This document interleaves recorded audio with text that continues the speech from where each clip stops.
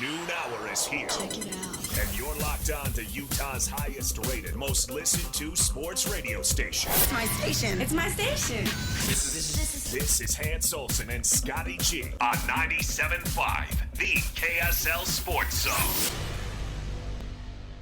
Hans and Scotty, 97.5, the KSL Sports Zone. Let's get it, folks. Happy Tuesday. We're out and about today. We're at My Hearing Center. We'll talk to Matt and the crew down here in just a bit. But, Hans, how you doing? I am doing fantastic, Scotty, and I am excited. I am thrilled to be back here at My Hearing Centers. These people have changed my dad's life, and they have changed many other people's lives. Mine included. Yours as well, and believe it or not, in kind of a long way about, my brother's as well. Oh, really? Yeah, because my dad changed out his hearing aids. My brother was able to adopt the old ones. Oh, really? So the hearing aids... You're a big hand-me-down family. Yeah, oh, yeah. Yeah, eventually they'll end up on me, I'm sure, at some point. Although, wasn't it for clothing, it was hand-me-ups? It was hand-me-ups. Yeah, I'm 5 years younger than my brother, but by the time I was 6, I was giving my used clothes to my brother who was 11. Yeah. And from pretty much age 6 until, 15, until, I couldn't hand my clothes up to him anymore. He's just too big. Well, little floody. If you took you and Ryan and just had headshots, you're like, okay, yeah, those are brothers. Absolutely. And then you put the two of you next to each other. What is he, about 5'11"? 5'10". It's tough. About $175, maybe. I gotta be honest, it's tough, Scotty, because now he lives in Logan, and he gets wind of the show. Oh yeah. And so people are like, "Oh, I listened to your brother. Oh, I love Scotty." And oh yeah, your brother was talking about you. But yeah, that I would say 5'8"-ish. Yeah. I think it's fair. 5'9"-ish. Yeah, and about $175? Put him in heels, 5'10". There you go. 5'10" in heels. There you go. We don't judge. To each their own. Professional opera singer. The real deal, though. And he took over head chorister at Logan High School. He's loving Logan. That's awesome. But what's not to love? But he does have the hearing aids now, which was awesome. And my dad now wears the hearing aids that they're able to take the sound from one ear and go to the other ear. Oh, the really new ones. Because he's lost pretty much every bit of hearing out of one ear. Had a lot of ear infections when he's little, and this ear is just not working. So it's been awesome working with these guys. Love being here. I know. And there's a lot of people that think, okay, well, I'm not even going to think about that until I'm in my 60s. Well, guess what? Your brother was around music his whole life, probably did some damage there. I've been wearing headphones my entire adult life in employment since I was 18 and started working in radio. So guess what? It's done some damage. And I'm more than happy to admit it. I'm more than happy to admit, especially as Matt walks by, that I wear hearing aids. And so, yeah, I will do it. And I'm happy to do it. So, darn right. So darn right. Your dad's taken care of. I'm taken care of. Now brother's taken care of. Let's go. Let's go. And it is football season. And it is football time. I'm excited to get things kind of kicked off. And I started some film review. Started going into film review this morning, getting ready for Georgia Tech. Can I tell you what? I'll tell you what. It drives me nuts, but it's also one of my favorite things about what we do, Scotty. So, I put together a little bit of film review, which, by the way, I found Stinger. Oh yeah? Yes, I found Stinger on the finger pointer. Okay. Somehow it got lost in my underwear drawer. I don't know what happened or how it ended up there. You lost Stinger in your underwear drawer. I don't even know how it ended up there. But Scotty actually lathed me a video pointer, and I had just a kind of a rubber finger that goes on to the end of the pointer that Scotty lathed me. He lathed the rubber finger? No, I didn't. Wow. Yeah. No, the rubber finger was given to me by – you remember the guy that came in and gave me the finger pointer? Yeah. And then Scotty was kind enough to lay another pointer that the finger goes on. And then Lloyd made a Harry Potter joke, and then I never made another one ever again. Because Lloyd doesn't understand what a lathe is. He still doesn't understand No, it. he wants a wood frame. He thinks that you can Picture whittle. frame. He thinks you can whittle with a lathe. It's ridiculous. Yeah. But anyways, this is what kind of it's one of my favorite things, but it's also just what we do. I'm going through video review, and Georgia Tech's offensive line is really good. and I put out a film, and I think the film probably has 2, maybe 3,000 views. I put out an opinion on Pop-Tarts because it's the Pop-Tart Bowl, and everybody's got their opinion on a Pop-Tart. When this isn't something where opinion plays, because it is very well known that the S'more Pop-Tart is the finest and greatest Pop-Tart of all time. Now you got our guy here all angry with you. I don't want that head shaking over here because it is not an opinion. It's a fact. A matter of fact. And Scotty went through a pretty hard trial with me a few years back when I found myself heavily addicted to the S'more Pop-Tart. Yes. And he fed the addiction and didn't realize what he was doing was actually hurting me. And he brought in a whole bag of. Well, there was. Is it your birthday or Christmas? I bought you like the economy, like Costco box of S'more Pop-Tarts. And little did you know that I was freebasing at that point, and I needed help, not substance. Yeah, you weren't putting them in a toaster. You were putting them in a spoon and putting a little lighter underneath it. I was having a struggle. So I did get an intervention. I got some help, and now I'm down to maybe 2 or 3 S'more Pop-Tarts a week.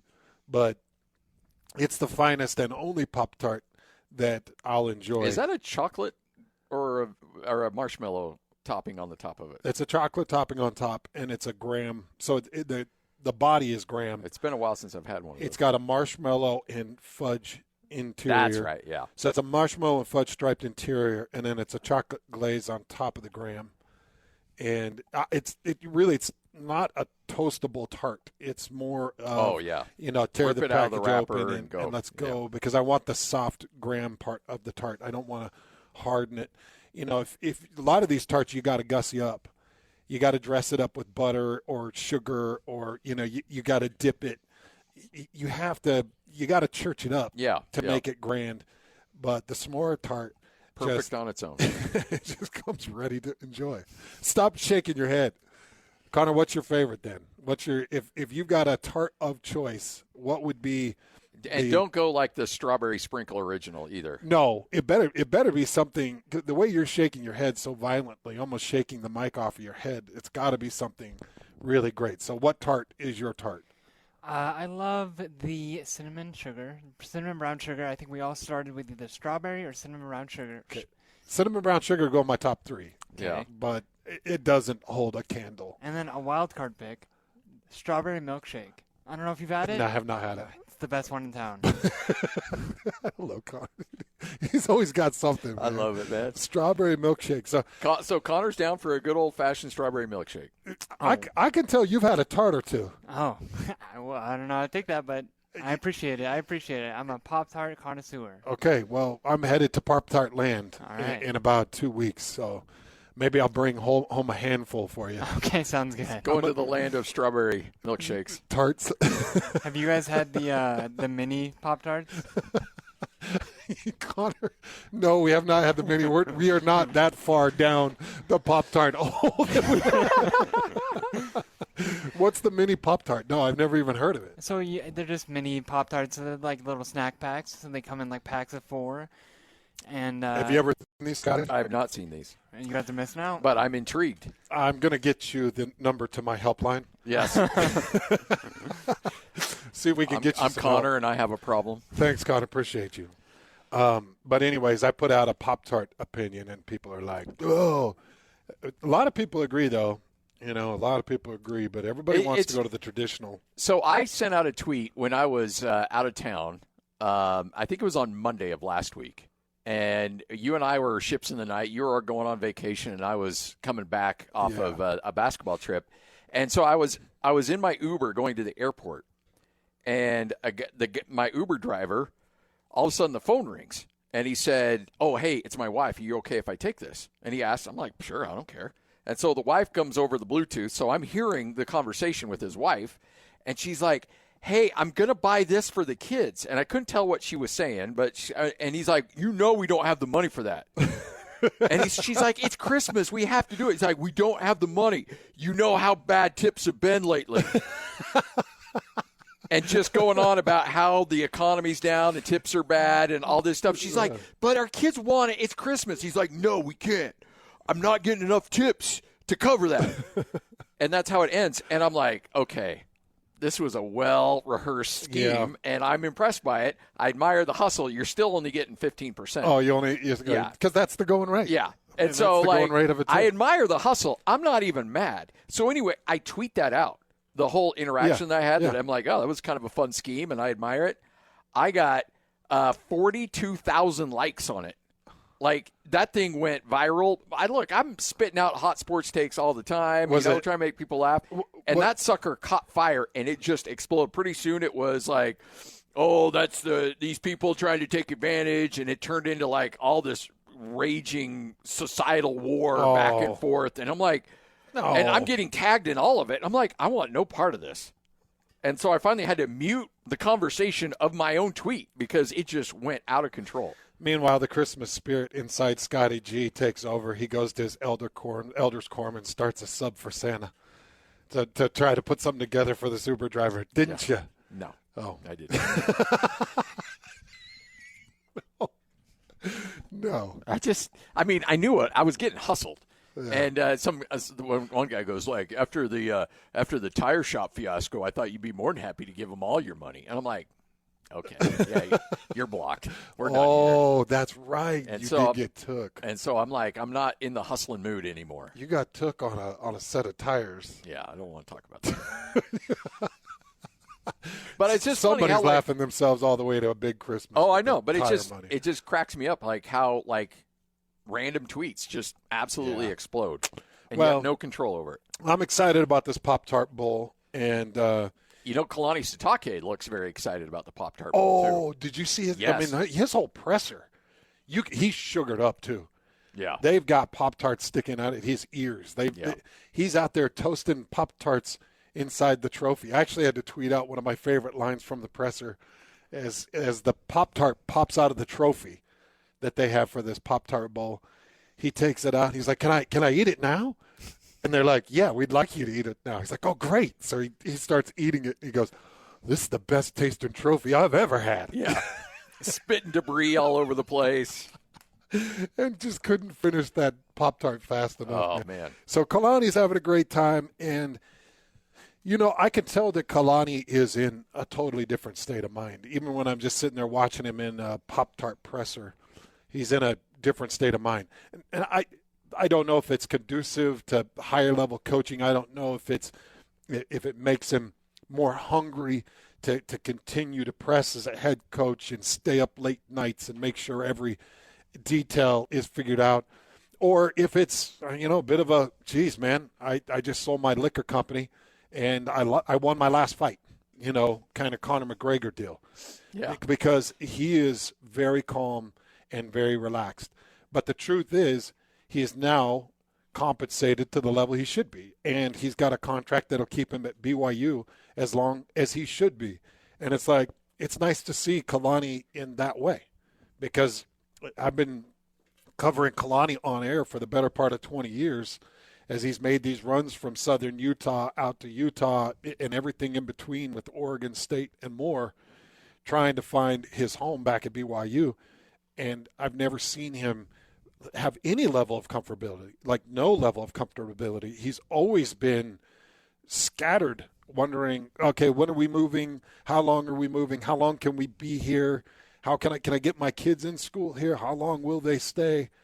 And there's a bit of, I think, a bit of a deep breath of, okay, I'm going to be here at Provo for a while. Yeah. Timberley, you can settle in. And whatever you want to do, church-related, kid-related, occupation-related, friend-related, remodel the kitchen-related, family-related. You want to bring family in, whatever. We're going to be here, and that's a really nice peace of mind for him to be able to have. And I'm seeing a kind of a different Kalani. Let me ask you this. I know we got to get into our starter, and trust me, we'll break down these games better than anybody else, but. The one thing, and again, we've missed so many shows together. I don't think we've talked about this together, but Iowa State, the coach that left Iowa State to go to Penn State, they released the details on his contract. And sure, it was a lot of money, but what really jumped out to me is they gave him an 8-year contract. And so I've heard all the time, and Gordy Chiesa used to be the one that would always tell me this. There's no such thing as a bad contract in terms of money. It's a bad contract in terms of years, in terms of the NBA. And so I will apply the same thing to college football and these contracts. If I'm Kalani Sitake, the money's nice, but what really is the number you want to look at is the years. How many years are you giving me on this contract? Mm-hmm. And if Penn State offered him an 8-year contract at, 9.5 per, and he goes to BYU and says, look, this is the number they're throwing out, I'll give you a little bit of a hometown discount if you give me the 8 years. Yeah. That's a win. That is absolutely a win. And I don't know the details, but if he got an 8-year contract out of BYU, forget about the number of dollars per year. Look at the amount of years. If he got 8 years, no wonder he's just like, whew. Yeah. Let's go. Breathing a big sigh of relief. Yeah, because that gives you so much leverage with recruits. You can have no negative recruiting whatsoever. After his first contract, when are they or aren't they going to re-sign him? Is he going to give that extension? And finally, Tom Homo rips off the shirt and he's got the "we've extended him" thing, and negative recruiting was going like crazy against Kalani. He's not going to be around. They don't want him, blah, blah, blah. But if he can go into a recruit someone and go, they gave me an 8-year extension. Yeah, I'll be here. I'm going to be here. You can go on 2 missions, and I'll still be here when you get back. Yep. It will really help. It helps him with his confidence, and it helps the kid. By the way, Scotty and we're not saying that he's going to be there for 8 years or either will Matt and his new contract, but it gives you a sense of, I'm here, and it's going to cost him a lot to get me out of here. Yes. I mean, I can string together 2-3 win seasons, and I'm probably still going to be here if it's earlier in this contract. If I'm year 4 and year 5, 3 wins, I might still be here. So it gives you some flexibility, and it gives you some confidence. But Kalani deserves it. I'm excited to see him have it. And, the coaching world just changed. I was watching a video of Kalani and Morgan Scalley interacting, and I'm wondering what this rivalry is going to be like now with those two. It was one thing with Kyle Whittingham, and it's going to be a completely different beast now with Morgan and Kalani, who are very similar in age. Kalani's a little bit older than Morgan, probably, 6 years maybe? Yeah, not by much, though. Maybe 6-7 years max, somewhere. Yeah. Is that the number?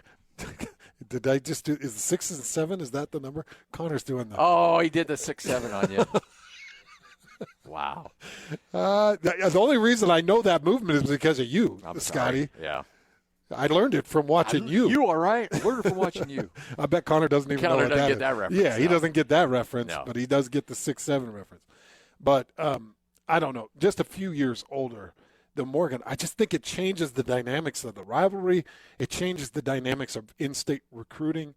Morgan's going to attack it way differently than Kyle's been attacking it probably the last 10 years.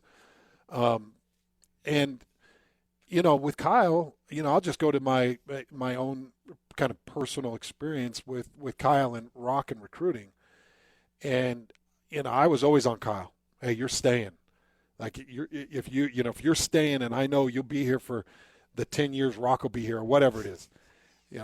Kids have a much longer college career now, and we always kind of laugh back and forth about that. And I was like, come on, Lavelle guaranteed me 5 years when he was 65, and he stayed my 5 years, and we would laugh back and forth about it a lot. And I just never – I knew that at some point it was going to happen. I just didn't think it'd be this year. Yeah. I didn't think it'd be this year. It still feels weird. It feels off for some reason. It does, because I started preparing for the Utah-Nebraska game and getting ready for the Vegas Bowl just to get our listeners caught up to what's potentially going to happen in that bowl.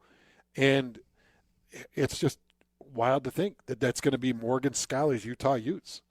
It's no longer Kyle Whittingham's Utah Utes. When they step on that field in Las Vegas and they're staring down Nebraska, it's just a whole new genre. It's a whole new era. It's a whole new everything for the drum and feather.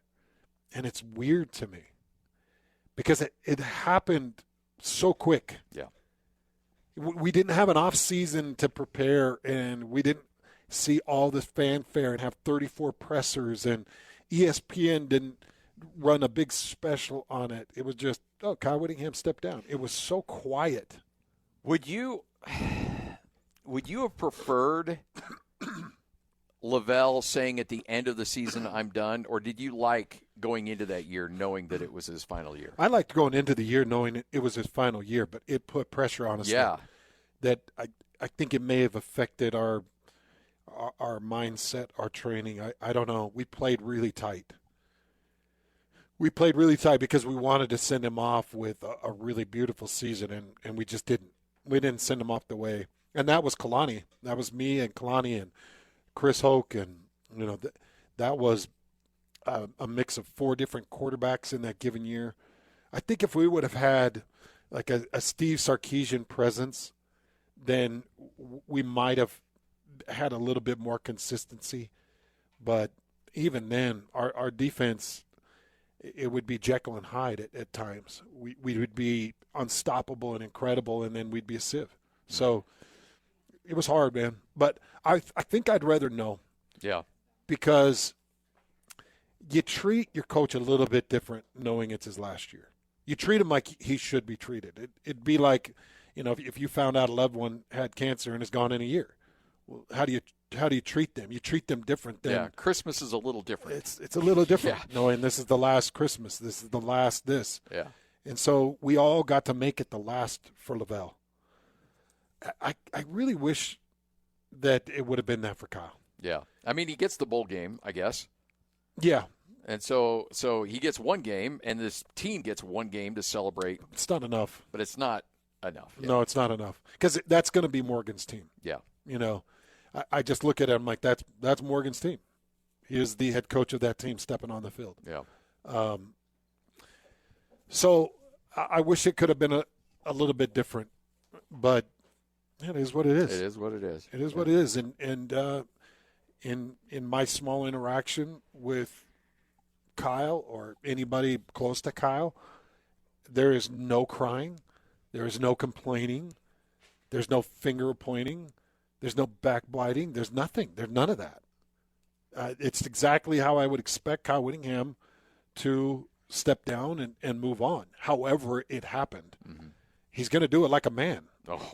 He's going to do it like a competitor. He's going to do it like a champion. He's not going to do it like some punk kid that had his video games ripped away from him, stomping around and acting like a baby. Kyle knows how to do it. He knows how to do it. And so far, it's been incredible to see. Yeah. Because I'm sure that inside, wouldn't you be like, inside, you're thinking, I just gave you 21 years of my life, the best parts of my life. I gave you everything I had. Can we celebrate this a little bit? Where's the fireworks? Yeah. And I think people are like, well, Kyle wouldn't want that. And I think Kyle would be like, well, I want to say I don't want that. But I want to be given the option. But force it upon me, please. Yeah. It's like Jerry with the stupid statue. It's like, Jerry, Sloan was so insistent. No.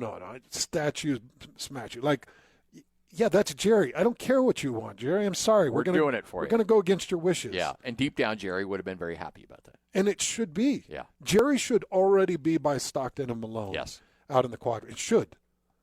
And it's like, I don't know. Are we trying to honor Jerry's wishes? Because sometimes when you got a champion like Jerry or like Kyle or like Lavelle, you don't ask for permission. You just do it. Yeah. You give them their accolades.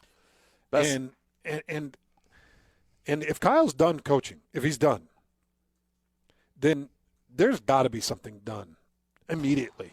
Yeah. There's got to be something done. Name on the stadium, name on the field, something. I mean, you got to pull a cover off of a 20-foot statue. You got to do something to commemorate that man and his commitment to that team. He never wavered. No. He's got BYU fans so ticked off because he was so committed to Utah that he made things pretty toxic. He was like, I am Utah. We are Utah. This is how we're going to do things. And for 10 years, he ran dominance on BYU. And BYU fans can't stand Kyle Whittingham. That's exactly how you want it to be if you're Kyle Whittingham. You're not here for friendship. You're here for dominance. Yep. And Utah needs to recognize a lot of the sacrifices Kyle put out there. If he's done. Now, if Kyle's going on and moving on, it's like, oh, he's still involved in his career. We can wait. Yeah, as he should. He should. But let's see. If he's not, let's go. Yep. All right, Hans and Scotty right here on the Zone.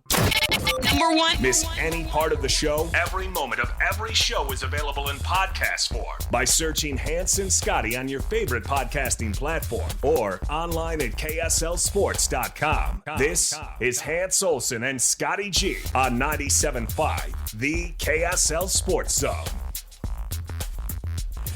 Hans and Scotty, 97.5, the KSL Sports Zone. It's a Tuesday, which means we're in a giving mood today. Let's give away some Jazz tickets.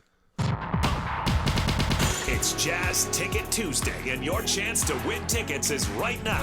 Call this number now. Call this number now. Be caller number 12 at 801-575-ZONE. 801-575-ZONE. And you'll be on your way to Delta Center to see the Utah Jazz. He fires the three. He hits. Oh, don't do me like that. This is 97.5, the KSL Sports Zone. It is a Jazz Ticket Tuesday. Caller number 12 right now, 801-575-ZONE. That's 801-575-ZONE. You win a pair of tickets. See the Jazz and the Magic coming up on Saturday, December 20th at the Delta Center. All right, so, Scotty, a few things. Just kind of a broad look at the three schools, all three making a bowl game. It's pretty awesome. Utah State, BYU, and Utah. It's pretty awesome. And as I was just kind of getting into the makeup of both the Pop-Tarts Bowl and the Vegas Bowl, and then starting to get ready for the Idaho Potato Bowl, I'm getting the sense there's not going to be a lot of opt-outs. Yeah. Not only from Utah State, Utah, and BYU, but outside of Nebraska's quarterback who will be unavailable. I feel like Georgia Tech's showing up. At least everything that I'm reading to this point and seeing, I'm getting the feeling Washington State is showing up. Yep. Because I think Washington State's looking at this like, this is a bit of a preview. And they've got a new coach in place, so, everybody's going to want to put good film on there for him. Yes, right. You've got your job interview coming up this coming Monday. So you better put your best foot forward. And then, of course, Nebraska. I don't know what to think of Nebraska. That's the only one that I'm just questioning a bit, because Nebraska, in an early look at it, it's just not a good team. No. It's not a good team. And I think out of all of the matchups and all of the bowl games, I'm most bummed for the University of Utah, because they missed being in the college football playoff conversation by not blowing out their two final opponents. But it's not like Kansas State and Kansas are bad teams. Those are good teams, and maybe you blinked a little bit and your defense didn't show up like your defense should have showed up at times. You gave up some rushing yards. That's a bummer deal. But still, when you go through the film and look at the numbers for Utah, it is one of the best teams in the country. And we're not going to get a good idea of how good this team is through this game against Nebraska. Nebraska's just not a very good team. No. Nope. I'm looking at all the things that they do mediocre and don't do well. They don't get to the quarterback. They don't protect their quarterback. They've given up 30 sacks this season on their quarterback. Their offensive line is bad in protection. They're just a middle of the team scoring offense, middle of the team scoring defense. Their average margin of win is 6.3 points. They're number 81 in total offense. They are number 21 in total defense, but what they do really well defensively is not what Utah is trying to do offensively. They're 96th in rushing defense. They're giving up 171 yards on the ground, and they're going against the number 2 rushing offense in the country that puts up 270 yards on the ground. I think Utah is going to be able to put somewhere between 40 and 52 points on the board against this Nebraska defense, because Nebraska, oddly, they're the number 2 passing defense in the country. I guess that would go to opponents. Or maybe defensive scheme, or it's not. They don't put pressure on the quarterback. No. So 141, they give up 141 passing yards a game, and that might just go to who they've played and It might just be teams saying, we don't really have to pass. We can run the ball on these guys. Yeah, we're just going to crush them on the ground. We're going to control clock because they do give up over 23 points a game. So it's just not the best defense. And the way I look at the matchup is Utah should control the ball and should manhandle Nebraska. Okay, so then you're thinking, old school Nebraska. This is a team that's, this Utah rushing defense. The black shirts. By the way, the rushing defense for Utah fell to 114th in the country. 114th, giving up 183 yards. When's the last time you saw Utah's rushing defense below 40th? Yeah, very rarely. Maybe never in the Kyle Whittingham era, because everything they do is focus on the run. But those final 2 games, giving up nearly 500 yards and then nearly, was it 300? Yeah, those Kansas schools did some damage. They did some real damage. So, they're giving up 183 yards a game. And then you're like, good old-fashioned smash mouth Nebraska. Nebraska can't run the ball. They're well below halfway in the country. Number 81 only getting 145 yards a game on the ground. So the way I'm looking at the numbers, and I haven't gotten into film as much, is this is not a good matchup for Utah in terms of testing them. And we're not going to come out of this Vegas Bowl saying, Utah should have got that shot. Utah should have been in the conversation. Utah got overlooked. Nobody's going to be saying that. And that sucks. Yeah. That's why the postseason's broke. Either do it and go test Utah or don't do it. Because it's like, what are we doing? We're just putting everybody at risk now. I mean, Utah's proven everything they can prove. There's nothing that they can do against Nebraska that's going to change anybody's mind and opinion about Utah. No. You have to just look at it as a celebration of Kyle Whittingham, celebration of the year, celebration of how good this team is. You can't let this game be close. You have to put the hammer down and send everybody out the right way, introduce the Morgan Scalley era with a blowout victory. And, we talk about coaches, and this is kind of going off on a bit of a tangent. And I hate saying this because, the guy is awesome at a press conference, gives great quotes. And he's going to be in a presser with Kyle and Morgan, and he's going to be awesome and say all the right things. Is there a coach that we think that we put on a pedestal that does less than Matt Rule at Nebraska? He was at Baylor, and he took Baylor and kind of transformed him after they had the issues there. And then he goes to Carolina, was 2 years as the head coach in the NFL and got fired. Yeah. And then his 3 years at Nebraska, and everybody was talking about him for the Michigan job.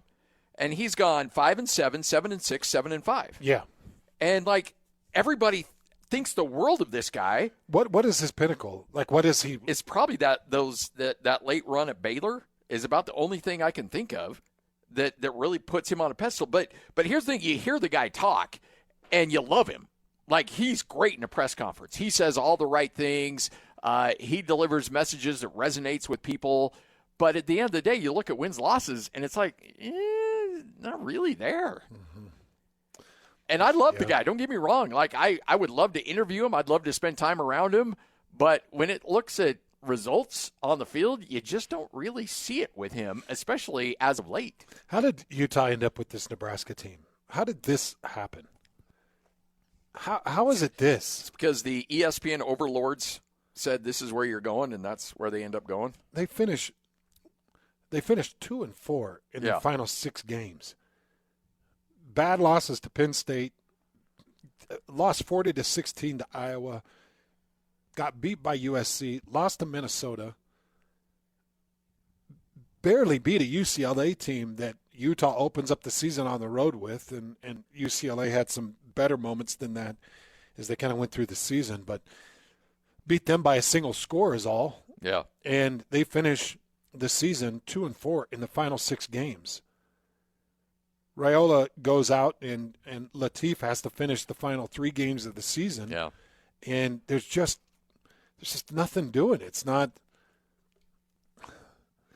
– I guess I'm just feeling bummed because this is the last game that we get to see this iteration of Utah. Yeah. This iteration of BYU, this iteration of Utah State. And they all deserve better. They all deserve better. I mean, Utah State 6-6. I mean, but Utah and BYU. In terms of matchups, I actually think Utah State-Washington State's the best matchup. Oh, I do too. And I think that Utah State can make a bit of a statement. I think BYU got screwed because Notre Dame's a bunch of scared children that don't want to show up in Orlando and go play a football game because they don't think it means anything. And so I feel like BYU got the most screwed because they were not only left out of the CFP, but then had an opponent that they could have made a bit of noise with that dropped the game. And you end up with Georgia Tech. Now, we can get more into the BYU-Georgia Tech matchup. It's going to be a good matchup. And I think Georgia Tech is a pretty decent opponent. They do some things really well that it will test BYU. But I really see BYU and Utah in a multiple score victory situation against Nebraska and Georgia Tech. The one that, I've got to study more on is Utah State. But what's the word coming out of Utah State? Everybody's locked and loaded, ready to go? As far as I know, you got Braden Pagan is really the only notable one that is in the portal or that will be in the portal. So I imagine he will not play. But other than that, I mean, there are other guys that have gone into the portal, but they're not significant contributors at all. So as of right now, I'm sure after the game, there'll probably be more that will hop in the portal after that. But as of right now, it looks like for the most part, a fully loaded Utah State team. Well, that's going to be a fun game for Utah State. And because those guys have had a blast playing the game this year. And they have. And they haven't had the top result that they wanted. There are 3 games I think they should have won that they left on the table. But at least they're having a blast playing the game. Yes. And to see Bryson Barnes go out and do his thing one more time, that's worth the price of admission right there. All right, Hans and Scotty, 97.5, the KSL Sports Zone. Coming up next, what you may have missed. It's all right here on 97.5, the KSL Sports Zone. Scotty Chin. That's right. Yeah! On 97.5, the KSL Sports Zone. Hans and Scotty, 97.5, the KSL Sports Zone. Hope you're all having a great Tuesday. Hey, it's like the calm before the storm here. We'll have Utah State and Washington State. That bowl game coming up on Monday. You'll hear it right here on the Zone. We'll have complete coverage of the Pop-Tart Bowl. We'll have complete coverage of the Vegas Bowl. You're home for all the coverages right here on 97.5, the KSL Sports Zone. Coming up next hour, we'll get a preview of Georgia Tech. And how about the comeback the other night by the Utah Mammoth? Coming back, getting a 5-4 victory, overcoming a 3-goal deficit, and the man himself, the general manager, Bill Armstrong, will join us coming up today at 2 o'clock right here on the Zone. Well, that's a good day to have him on, isn't it? Yeah. The Mammoth pushed into 35 points, which is solid. It's a good place to be. It's going to allow them to really have a fight down the stretch to get themselves to that playoff eligibility. That they kind of set that standard going into this season. And it's nice, this stretch that they've been on. They ended up getting 2 road wins against Anaheim and Vancouver. They went on a 3-game losing streak, and 2 of those games, one was against the Kings, the other was against the Panthers. But you've now strung together a couple of wins, including this overtime win against the Penguins. I'm just looking at this, Scotty. They're playing some pretty darn good hockey right now. And Vejmelka has spent a lot of time on the ice. He has spent a lot of time on the ice. And I kind of feel like this team is poised for a nice kind of late-year push. Yeah. Even though this is a tough stretch. Well, and the thing is, I think they hopefully have weathered the storm because things got ugly there for a little bit. And now, a couple of big wins kind of helps you snap things around a little bit, get you back on track. You wanted, 4 points on the last three games on that road trip, and Yep. They did just that. And they did that. Yeah. So that's exactly what they did. And so I think that things have kind of settled down. They're going to deal, we found out last week that Cooley's going to be out 8 weeks. It felt like it could be a lot more than that. So, 8 weeks, you actually kind of take that as a little bit of a win. Mm-hmm. And so there's some things you can build around and be excited about. So there's plenty on the table here for the Utah Mammoth. Bill's on with us today? Yeah, 2 o'clock. Man, perfect day to get him. Yep. I always love talking to Bill when things are going well. Yes. because Bill is definitely a competitor. And you can hear it and feel it. You know, and that's like he's always cool to come on. He is. But you can tell like that first like, hey, how are you? Yeah. And then you're like, okay, things are going well or things aren't going so well. And this team means a lot to him. Oh, and I feel a different pressure this year. It's just their second year in existence here in Utah, but I kind of feel like the Paterka trade and some of the noise that was generated, like, no, it's time. It's time. We've had some draft picks. We've had some development opportunities. We've now got really our big three that we're trying to make a push with. And, you know, you've had so many bad things along the way. You've had a knee injury. You had a family death. You've had, you know, horrible things that you've had to deal with just even the early parts of the season. And I kind of feel it on Bill. I feel it on the Mammoth. Like they want to give this to the Utah fans. Well, it's like, you know, when you, I've been behind the scenes with you around long enough that I know that when you're thinking about getting an investment property or, you know, some land or something like that, and you're like, in 5, 6, 7 years, this is going to pay off. Yeah. And so you take a jump at it. And I know, you know, year 3, 4, Amanda's probably like, hey, how's this going along? And you're like, hang in there with me, hang in there. And you're like, this needs to work because I want it to work, but I want it to work for everybody around me too. I know. That's the thing. Yeah. And you put all your eggs into the basket. Yeah. And everybody's like, did you do the right thing? That's where Bill's at right now. Yeah. And so he's hoping to see that payoff big time. He's got to. Yeah. Right here on the Zone. Looking for the latest on the Jazz, Utes, Cougars, and Aggies? Yeah. We've got you covered. This is Hans Olsen and Scotty G on 97.5, the Sports Zone.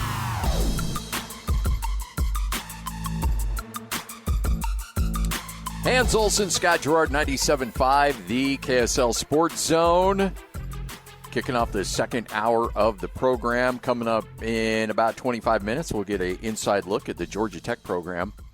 But, Hans, you've seen a little Corner Canyon football. Mm-hmm. You've watched high school football. Mm-hmm.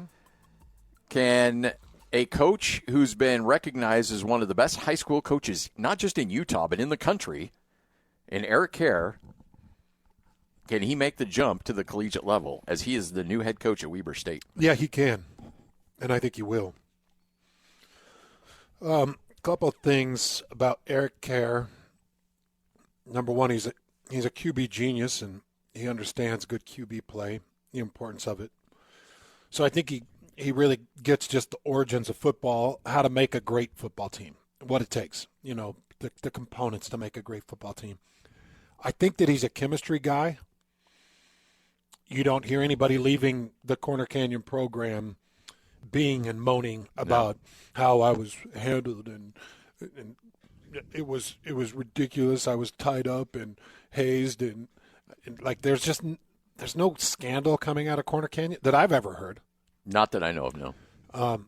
The people that I talk to about Coach Kjar, they say that he is 100% a chemistry guy, a player's coach, and he knows how to set up a program to succeed. A couple of other things about Coach Kjar. I think that he knows how to develop talent. But the thing that I've found the most interesting about Coach Kjar, because I had asked around a little bit, like, would he ever be interested in making the jump? And the feedback that I got was, no, he's doing this because he loves the game. He's doing it because he loves the kids. He loves the game. He loves the kids. You got to be a little bit sick in the head to be a head football coach at the high school in Utah. Yes, yeah. You got to have kind of a uncomfortable love and obsession for the game of football to do it for a couple $1,000 and 85 parents in your ear telling you that their kid's not playing enough. And this is high school football, and why are we taking this so serious? And my son was a junior, and you just brought a kid from out of Lehigh or out of Skyridge that's transferred around, and now he's taking my kid's spot. And, like, to be able to do that job, he has to just love the game. And I think he loves it to the point where he He eats, sleeps, and drinks it. And then the other side of me is I want to see him really be successful, not just to see Weber State rise from the fire, because Jay Hill had him running at a very high level. And I don't want to attack Mickey Mental at all, because he doesn't deserve that. I think that he did the best with what he could. I just think that there's a different level that you can take Weber State back to. And the thing that I think really, I feel for Coach Mental a little bit on this, was that he was a victim of a situation of a evolution of college football, wrong place, wrong time. That's the truth. I mean, like, all of a sudden, Jay Hill leaves, and you're like, okay, well, let's build this thing up. And then all of a sudden, it's like, oh, no, your guys can transfer anytime they want, and they can leave, and you're losing. I mean, Jack Kelly should have been on Weber State's team last year. You look at all these guys that went on and had tremendous careers at other places. Rashid Shaheed is still catching touchdown passes in the NFL. Do you think Rashid Shaheed would have lasted all 4 years at Weber State in this day and age of college athletics? Not a chance. He'd been gone. And so these guys that Jay Hill brought in that should have been successful for Mickey Mental and helped build his team up were all gone because of the landscape of college athletics. And so he got beat up pretty good with that. And now you're going to bring in Eric Kjar, who has now been able to sit back, watch the landscape, and adapt to it and be ready to go. And I think he'll be the beneficiary of it. But make no mistake, I'm not Eric Kjar is a tremendous coach. And if you look at the state of Utah, outside of maybe Jim McMahon, but there is not a kid that, and even Jim McMahon moved here to the state, I think, in the middle of his high school career. But I don't think we had a Utah-born quarterback end up getting drafted in a first round of the NFL and had really good NFL careers. I mean, Alex Smith came from California. Like, there's guys who have played college ball here that went on, but a Utah-developed, Utah-born and bred kid. And now you've got 2 first-round picks in Zach Wilson and then Jackson Dart, and they're both first-round guys. And who did they learn the game from? Eric Kjar at Corner Canyon. Man, he's good. You want me to give you just a couple of his coaching career? For sure. Records. So overall at Corner Canyon, he is 112-9. He finishes his coaching career with 112-9. 112-9. Jeez. Obviously, having a son play through high school here in the state and being in the same, whatever it's called, conference division. I don't even, it's 4-something region. Or 5, 6, whatever it is. Yeah. The A's they talk about. They were in the same, is it region? Conference? You mean like what do they call the high school? The 6A? Groupings? Oh, okay, like the divisions. The divisions. Yeah, but they weren't in the same region. Corner Canyon and Lehigh weren't in the same region, were they? Yeah, I think so. Oh, okay, so they played each other every year. Oh, okay, then that would be region. Sorry. I'm pretty sure that they were. There's classification where they lump everybody in the same size. And there was movement because Lehigh was like a 5A, and it's different than when you and I were in high school because we were A3. I was 3A. Yeah, A3. And we were A2. Yeah. There were only 3 classifications then. I think 4. we've got 6 now. Yeah. In Utah. Yeah. But anyways, I just knew from watching my son go through the high school experience here in the state, I knew who the big dog was. And when you go to play Corner Canyon, you better bring it. So 112-9 in his time with Corner Canyon. He led Corner Canyon Chargers to 6 state championships in the last 8 seasons, including 2 three-peats. So he won 3 state championships, didn't, and then won 3 state championships. His winning streak climbed to 48 games. His highest winning streak that he had with Corner Canyon went to 48 games. And his 2003 season was a 13-1 record and a national ranking. They won another state championship in 2024. Painfully, that's a tough one. And went 13-1 in that season.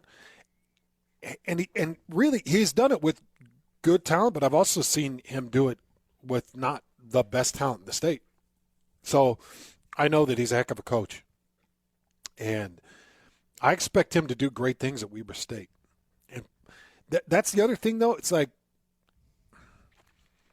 is he trying to climb the rungs? Because Eric Kjar, if he's a rung climber, if his goal is to be at Ohio State and be the head coach at Ohio State, he'll be at Weber State for 2 years and gone. If his goal is, I just want to coach football in the state that I love, and I want to still do it for the love of the game with these FCS talent, I want to be able to bring in JUCOs and give kids a shot and develop at a level just higher than high school, and he shows the same level of consistency for that level that Jay Hill did, or that he showed for high school, because he might have been able to climb this rung quicker. Yeah. He could have taken a QB coaching role, or he could have taken an OC role and gone and coached at Northern Colorado. You know, he could have done that, but he stayed the course at high school. So I'm hoping that Weber State can find that. And I'm hoping he is that. The problem is, what are you, probably right around $220,000 a year now? For Weber? Yeah. I'd say that's about right. I think Jay Hill at one point was the highest in FCS. And it was just past 2. Yeah, it was under 3. Yeah. Oh, yeah. It was well under 3. So let's say he's coaching for, let's just throw the number 220. That's a public record too, right? Yeah. We'll be able to see what he's making. He's coaching for 220, and Hill was making about 366 before leaving. Was he that high, Lloyd? Yeah, that's what I'm seeing on. That's what AI is telling me. Okay, so let's say he's at 280 then. Mickey Mental, contract documents show Mental paid a salary of $215,000 per year. Yeah, I think Jay Lloyd is just an anomaly, maybe. Yes. Yeah, well, Jay, yes. A little bit different. But he was 360? He got out to 360 Yep. with according to the Standard Examiner here, it said Mickey Mental was paid $215,000. This is similar to Hill's yearly guaranteed compensation. Signed in a contract in January 2015, following his first season at Weber State, which totaled $225,000. That took Hill's total guaranteed compensation when you threw in all the extras and bonuses and everything else at $366,475. Okay. Yeah. So let's say that Coach Kjar can get himself in the 260-ish range. Yeah. Nowadays, offensive coordinators are making $2.2 million. Yes. At the FBS level. Correct. So it just gets so tough. Because when you make that jump from high school now to Weber State, I don't think it's an opportunity jump for him, because I think he's had plenty of opportunity. I think it's a reasoning jump. It's my why. It's what I want to do. It's who I want to be.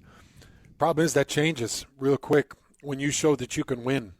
And people are like, oh, okay, so you win at Weber State and become a coordinator, and you go 11-1 with BYU, or you go 11-1 2 years in a row, or whatever it's been, 11-2. Yeah, something like that. Yeah. What was last year? I can't remember.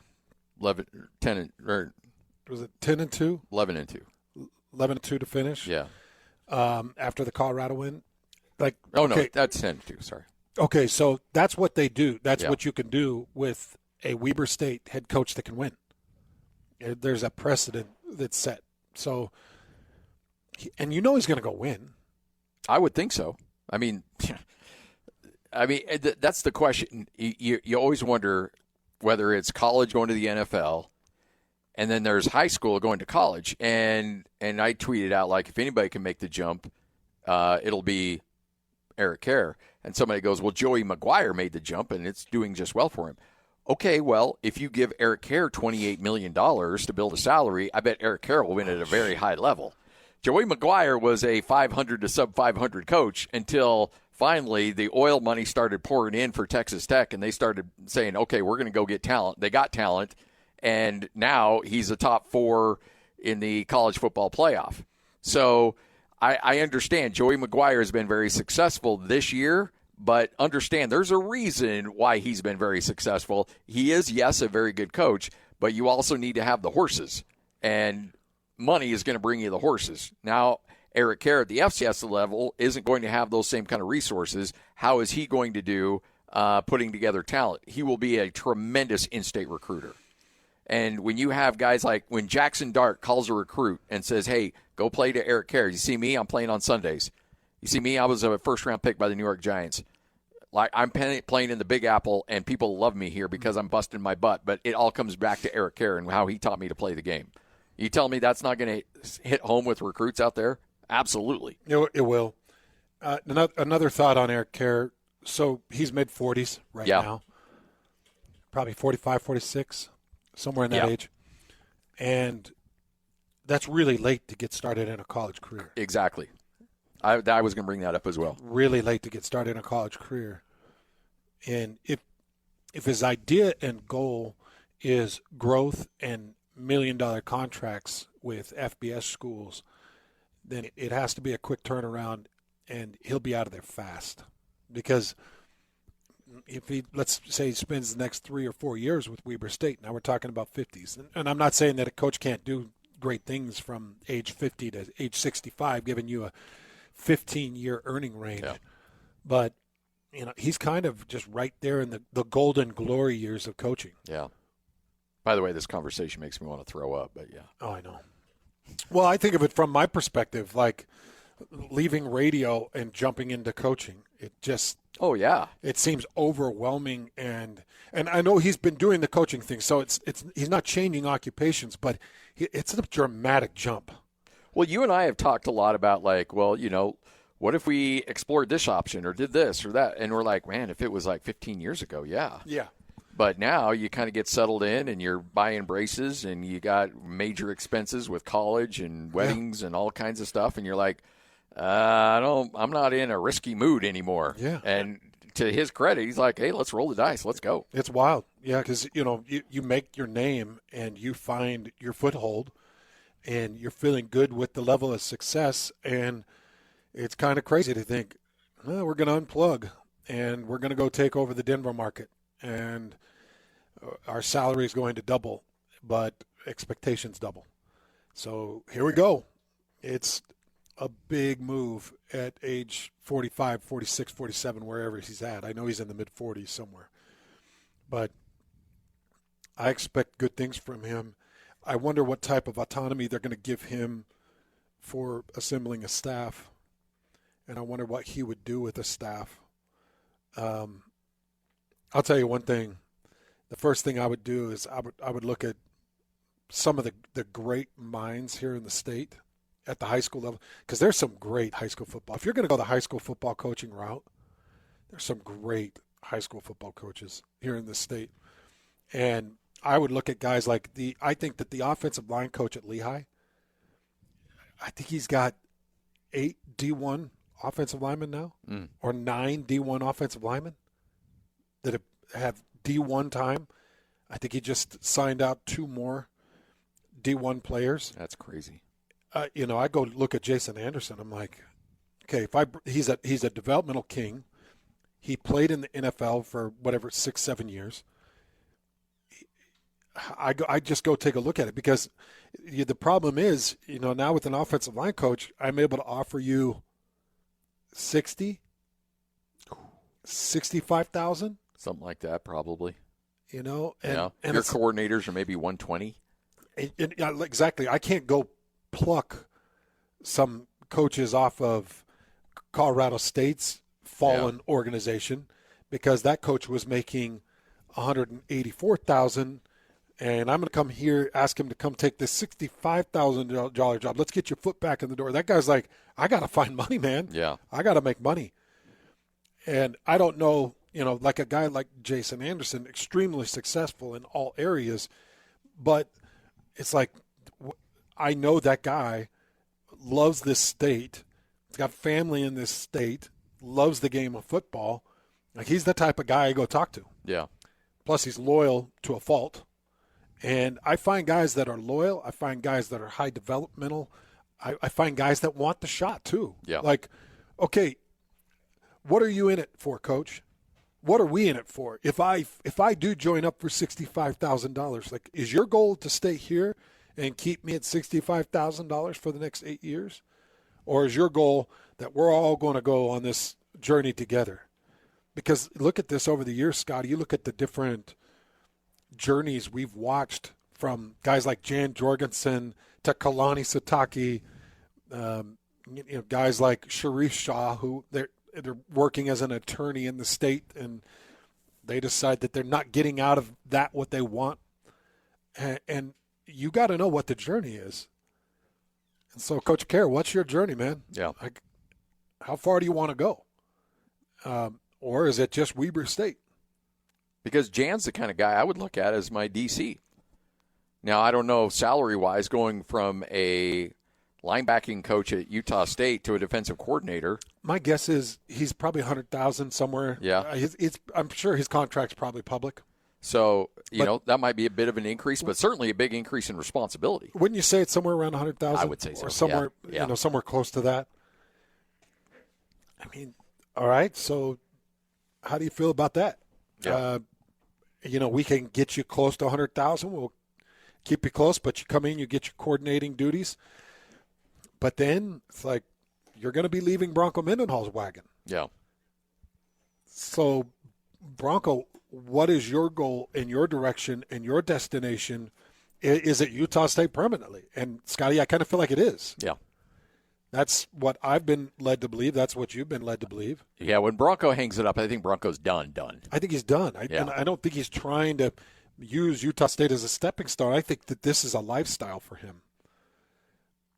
I really do. I do too. And you can't say that about many people. No. But about Bronco, you can say it's his lifestyle. And he'll sacrifice millions for it because he's already made the millions. He's got the acreage and the ranches, and he's got all of it. Yeah.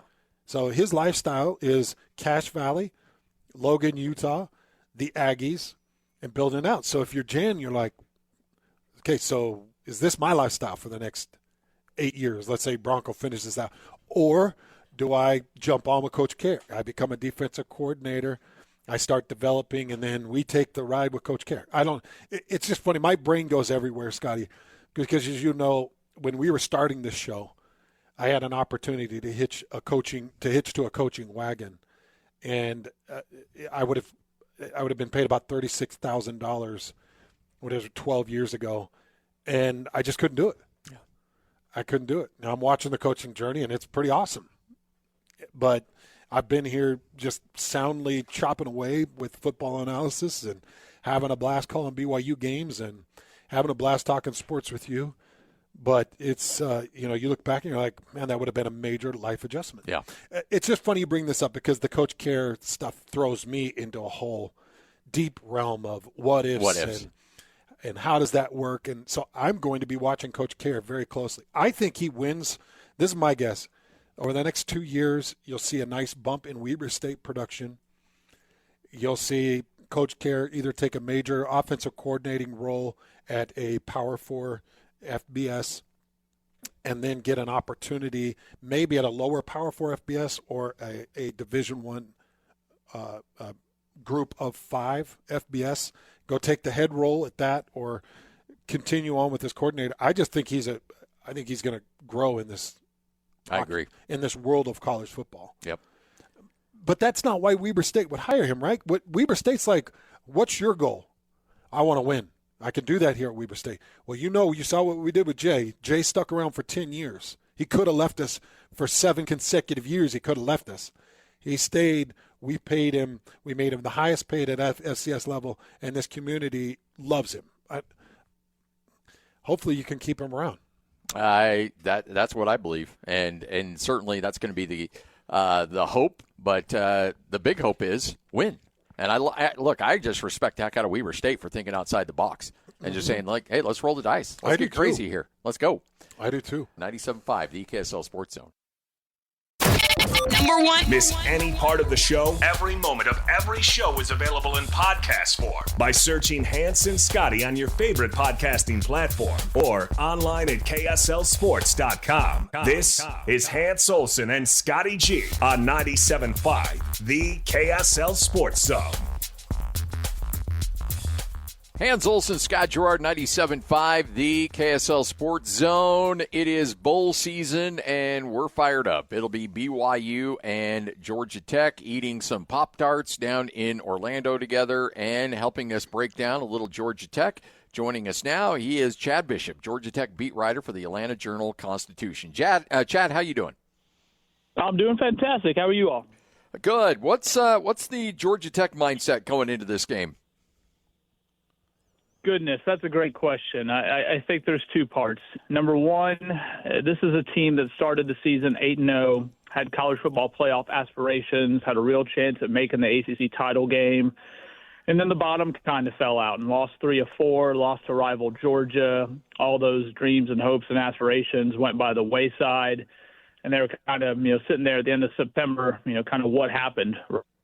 Good BYU team down in Orlando, Florida, and I think that sort of raised spirits a little bit. And Brent Key being the competitor that he is, much like Kalani Sitake, two guys pretty much cut from the same cloth of toughness. I think they're competitors, and Brent Key has sort of built his program in that mold. And so now the tables have turned a little bit, and they're saying, all right, well, we got a 13th game and a chance to go out and compete and play against a really good team and perhaps beat a really good team. And so I think they sort of rebounded from the letdown at the end of the season and seem to be pretty excited about being able to go down there and play this matchup. So I call color for BYU, and I'll be out there in Florida calling this game. Excited to call it and kind of excited to see Georgia Tech. As you're looking at it, as I'm building out my boards, are there any major names that are jumping into the portal or have declared for the NFL and they are going to be preparing for the draft? Like, give me your thoughts on just some of the top names. Is anybody not going to be available? Well, it looks like the writing on the wall is that backup quarterback Aaron Philo will not be with the team. That is sort of breaking by the moment. It was reported on Monday night he wasn't in team meetings. He was allegedly not at practice on this Tuesday. On3 has reported he plans to go in the transfer portal. Now, being the backup quarterback, you might think, well, so what? Haynes King is the starter, but Aaron Philo is a very, very talented kid. And if anything were to happen to Haynes King, whether before the game or in game, Aaron Philo would have been the guy. So I think that's number one. I saw a few minutes ago that starting center Tana Alo-Tupololo might be going to the transfer portal as well. So those are two really prime names right there. Nobody else has really fallen by the wayside at the moment. Of course, offensive coordinator Buster Faulkner went to Florida. Offensive line coach Jeep Wade has moved on to Nebraska. Running backs coach Norval McKenzie has moved on to Virginia Tech. So there's been more staff movement at this point than there has been personnel movement. So you look at when things kind of got sideways during that NC State game, and this is a defense that didn't really force a lot of turnovers on the season, only 7 turnovers forced on the year, 4 fumbles and 3 interceptions. But then the offense started to turn it over a little bit. You were -4 in the turnover margin over the last 4 games. Obviously the defense had never really been great at getting turnovers, but did the offense start to give it back, and what was the reasons for that? Yeah, first we'll start with the defense. It was a bend, don't break defense all season long, which is all good and well, right, until it does break. It definitely broke in that North Carolina State game. And then really just never recovered. You look at the Boston College game, Boston College, a 2-win, 1-win team that really tore Georgia Tech's defense apart. And then, of course, Pittsburgh came to town and really did the same thing to that Georgia Tech defense. So they just never really were a shutdown great defense to begin with. They had sort of gotten away with some things, whether that was, the opposing offense turning it over, or the opposing offense making mistakes, or Georgia Tech's offense really saving the day time and time again. And so when that defense broke toward the end of the year, the offense really couldn't cover up for a lot of those mistakes. You go back to the first game of the season at Colorado, Georgia Tech turned it over 3 straight possessions to start the season. So it's not like they, again, were just playing totally clean, crisp football throughout. But again, once the defense didn't hold up their end of the bargain toward the end of the year, those mistakes came that much more glaring. So it's complementary football, right? Coaches talk about it all the time across the country, and Georgia Tech's offense had been carrying the load for the entire year. But when they couldn't hold up their end of the bargain toward the end and the defense was playing the way they were, things sort of came crashing to a halt. So if they're able to go against BYU and keep possession of the football, I mean, it sounds simple, right? But if they don't turn it over and that defense does just enough, they'll have a chance to be there at the end of the game. This is your old-fashioned Georgia Tech team that love to run the ball.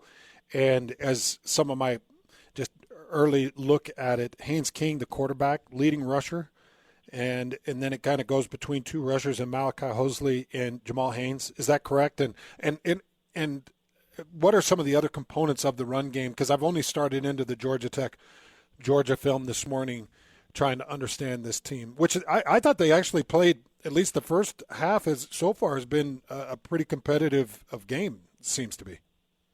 Yeah, it's really funny because folks who have been around the Georgia Tech program for a long time, you guys are probably familiar with Paul Johnson, who ran the option offense for a long time at Georgia Tech and at Navy before that.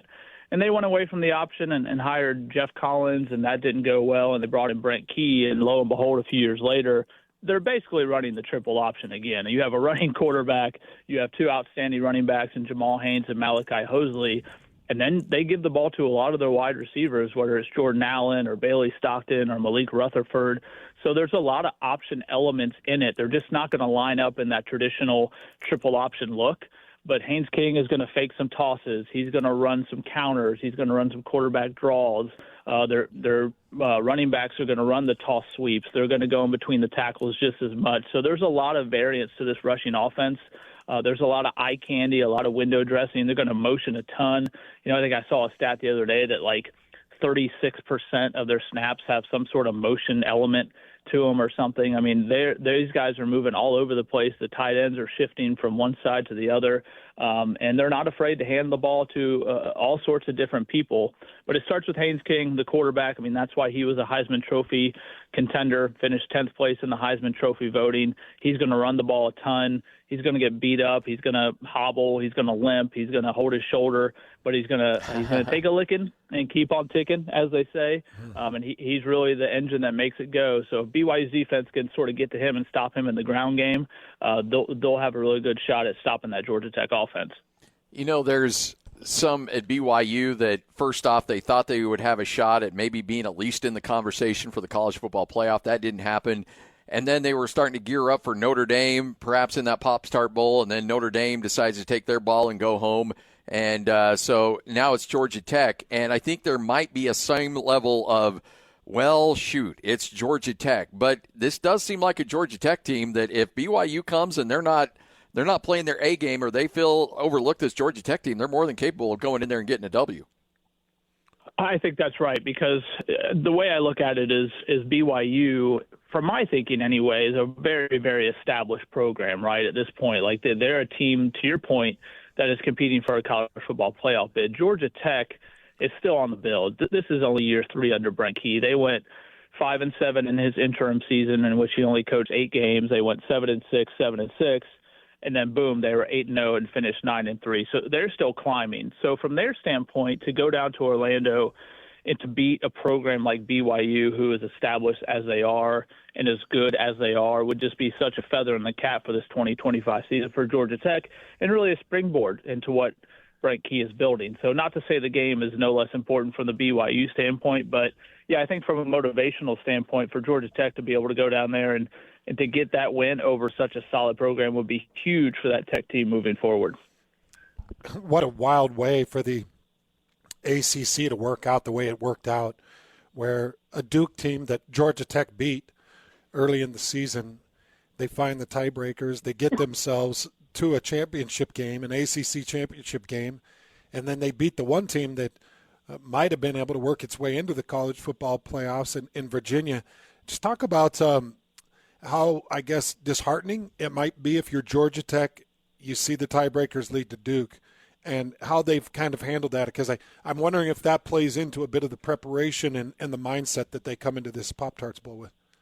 Oh, you're right. I mean, what a mess, and what really a nightmare scenario for the ACC, because a couple of weeks before the end of the season, you have the possibility of, all right, maybe you can get Miami in there as an at-large, and maybe you get your ACC champion in there, whether that's Virginia or maybe even an SMU or definitely a Georgia Tech. And all Georgia Tech had to do was show up on a Saturday afternoon and beat a really good Pittsburgh team at home, and they got down 28-0 and never really stood a chance in that game. And then because of all the weird, wacky tiebreakers, which now the league is looking into, Duke finds their way into that championship game and gets it done. And props to Duke, and they got a great team and, stumbled along the way, but certainly showed they're capable of winning a championship. But, yeah, I mean, from the ACC's perspective, really, really a tough way for things to shake out, because they really had things aligned to get definitely two teams in the college football playoff, and they ended up just getting the one in Miami. But from a Georgia Tech perspective, yeah, it was all right there on the table for them. 8-0. Even after the loss to NC State, there was still a window of possibility in there for them to get the college football playoff, especially if they got that ACC title game and were able to win it, but they could not get that done. And so, yeah, I think that's the question going in. Do they have enough motivation left in the tank to go down there and beat BYU and show that they are the team they thought they were, or has the bottom kind of fallen out at this point? So you mentioned it. I wanted to touch on that real quickly. Do you think the ACC does change up that tiebreaker since it backfired so in such a big way? I think they'll have to, and I think we can jokingly call it the Duke clause, because they don't want to have the 9-5 team win the championship. And I mean, Georgia Tech beat them. This is a Duke team that went up and lost to UConn at some point. And no offense to UConn, but you can't have your champion, losing non-conference games to UConn along the way. So yeah, I don't know if they go to using college football playoff rankings. I mean, you guys know this. The conferences are too massive. They're too big. Nobody's playing each other. Georgia Tech, for instance, this year did not play SMU. They did not play Louisville. They didn't play Miami. They didn't play a lot of the top teams in the conference. Did not play Virginia.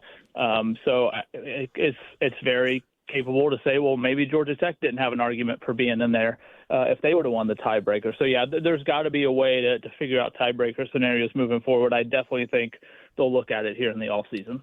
Well, we appreciate your time. Thanks for joining us, and look forward to catching up with you down the line. Enjoy Orlando. Should be a lot of fun. All right, guys. See you soon. There he is. Good conversation as we get you ready for BYU squaring off against Georgia Tech. Chad Bishop from the Atlanta Journal-Constitution. Take a break, come back, and another edition of Whole World News. And then coming up in about 12 minutes, you'll hear from the general manager of the Utah Mammoth, Bill Armstrong, right here on The Zone. Salt Lake City and 102.7 KSL FM HD2 Salt Lake City Midvale. This is 97.5, the KSL Sports Zone. It's time to hear from the general manager of the Utah Mammoth, Bill Armstrong, on your exclusive home of the Utah Mammoth. 97.5, the KSL Sports Zone. He is the general manager of the Utah Mammoth. Bill Armstrong, kind enough to join us. Bill, how are you? I'm doing great. How are you guys doing today? Doing fantastic. Doing well. Good to catch up with you. Let's talk about Sunday. Third period comeback. You watched a lot of hockey, and I know you've seen some big comebacks, but that had to be really fun up close and in person watching that one. I had to pinch myself as it was going on. We were in one down 3-0. 7 minutes later, I think we were leading 4-3.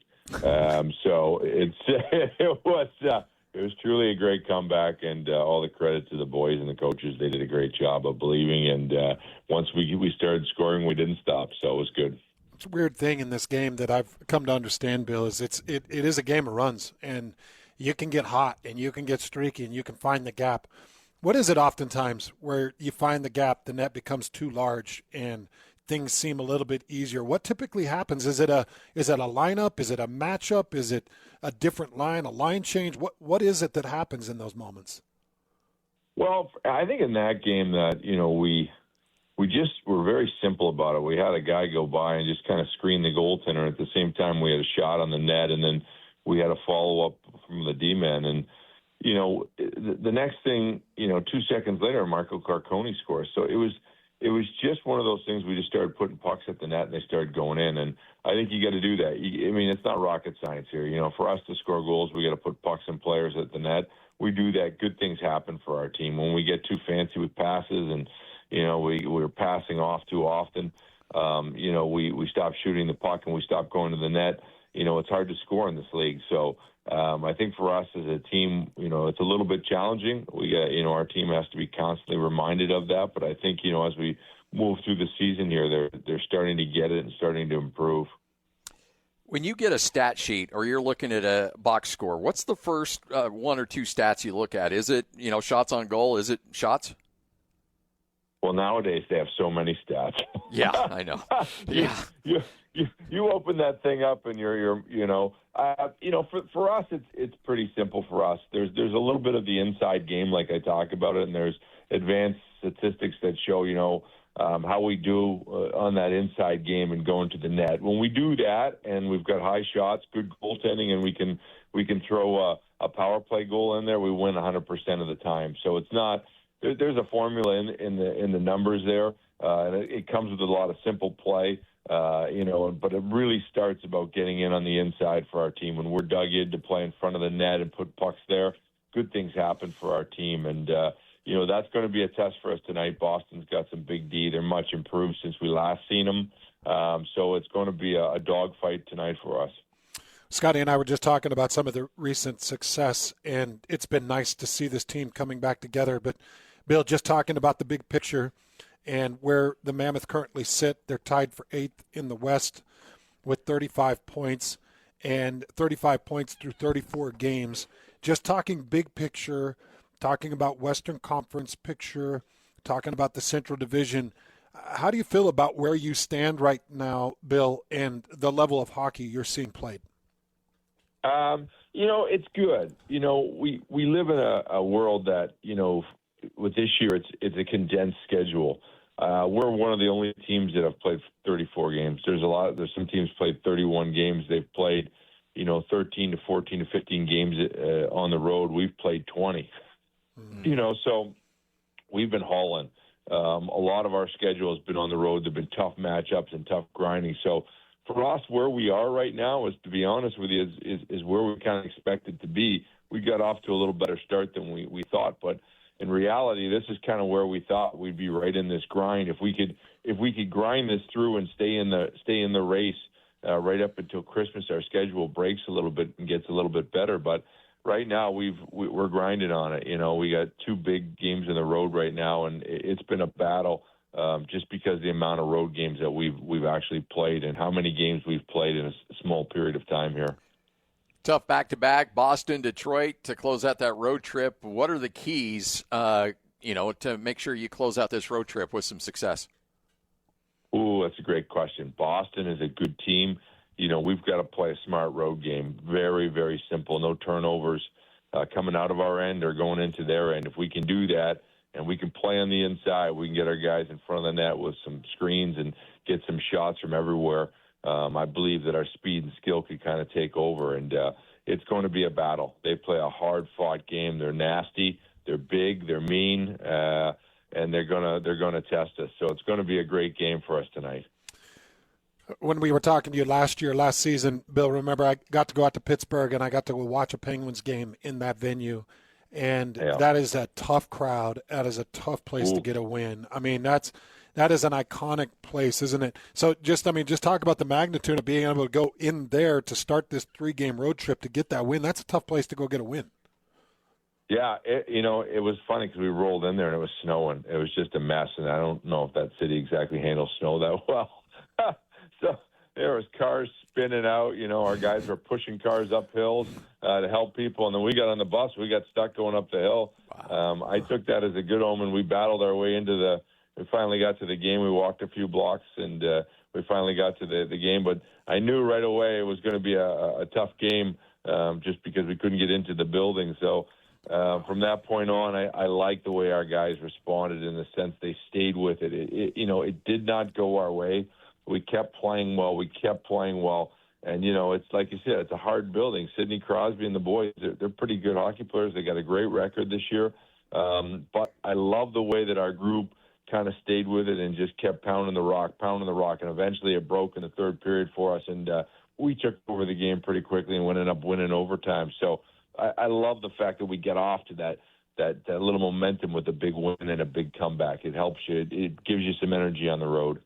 So there's that video out there of your players pushing cars out of the snow, and they're wearing their suits. And I'm thinking, wow, those are expensive suits. And I'm thinking, well, I don't know if a hockey player really feels comfortable spending a lot of money on a suit. So maybe they're okay. But it really shows you what kind of people you have on this team and what kind of people hockey players are in general.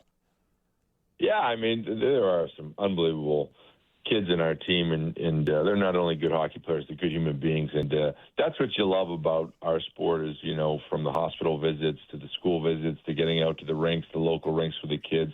Our guys do it. I mean, it's just part of who they are, and they love to give back to the community. And you kind of seen that when someone gets stuck in the snow in front of us. So it was a great thing. It was a great moment, and we were able to win the game. So maybe it was a little karma, too. There you go.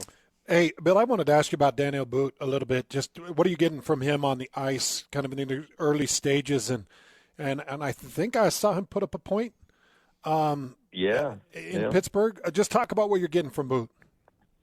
Booter's he's been all over the front of the net. He's had a ton of chances. He just hasn't, put it in. I think that's a little bit of being a rookie. And, you get, just the game hasn't settled for him, Just to get his first point the other night was huge for him. You could see him just settle down and relax. And I said to him after, does your family watch back in Russia? And he says, yeah. I said, Mom and Dad? He says, yeah, Mom, Dad, Grandma, whole entire village. So it was good. But he's done a nice job in kind of acclimating to the NHL. And that's not easy, especially when you're that size. Like, he's a massive human being, but he's getting there, and he's getting a little bit more comfortable game in and game out. And he's really a good two-way forward, and he's done a nice job. And we look for him. He can add in some scoring. He's going to be a home run for our team. How close is Kerfoot to get back in the lineup? And because I know he's traveling with the team. Yeah, he's close. I think it's going to be right after Christmas. He's going to come back in the lineup. And Kerf's a little engine for us. He can play from first line to fourth line, and he's just one of the best penalty killers in the league. So he's going to be a huge add for our team coming back in. And he can provide a little bit of center help too, with Cooley being out at center. So he's probably his deadline. I mean, his estimated time to come back from injury is probably just before Christmas or a little after. Got to tell you, man, that video of Logan Cooley is pretty unsettling.